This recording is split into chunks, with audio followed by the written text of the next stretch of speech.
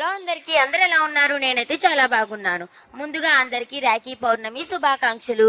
రాఖీ పండగ రోజున ముందుగా అన్నయ్యకి రాఖీ కట్టి అన్నయ్య దగ్గర ఆశీర్వాదం తీసుకున్న తర్వాతని ఏ పనినైనా ప్రారంభం చేస్తాను. ఇలా అన్నయ్యకి సంతోషంగా రాఖీ కట్టిన తర్వాత మా గుడికొచ్చి నాకు ఆత్మీయులుగా మారిన వీళ్ళందరికీ కూడా చాలా సంతోషంగా రాఖీనైతే కట్టుకున్నాను. భారతీయులకి రాఖీ పండుగ ఎంతో ముఖ్యమైనది, ఇంకా పవిత్రమైనది.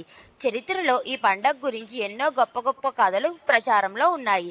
అందులో ఒకటి, శ్రీకృష్ణుడు శిశుపాలుని శిక్షించే క్రమంలో సుదక్షిణ చక్రాన్ని ఉపయోగించేటప్పుడు శ్రీకృష్ణుడి చూపుడు వేలికి గాయమవుతుంది. అప్పుడు ఆ సమయంలో ద్రౌపది తన చీర కొంత భాగాన్ని చింపి రక్తప్రాయం ఆపడానికి శ్రీకృష్ణుడి వేలికి కడుతుంది. అప్పుడు శ్రీకృష్ణుడు ద్రౌపది అనురాగానికి సంతోషపడిపోతాడు. ఎలాంటి సమయంలో అయినా తనకి రక్షణగా ఉంటానని చెప్తాడు. నిండు సభలో తనని అవమానించినప్పుడు శ్రీకృష్ణుడు ద్రౌపదిని రక్షిస్తాడు. అప్పటి నుంచి రాఖీ పండుగని జరుపుకుంటున్నాము. మన బంధాన్ని మరింత బలపడడానికి రాఖీ పండుగని సంతోషంగా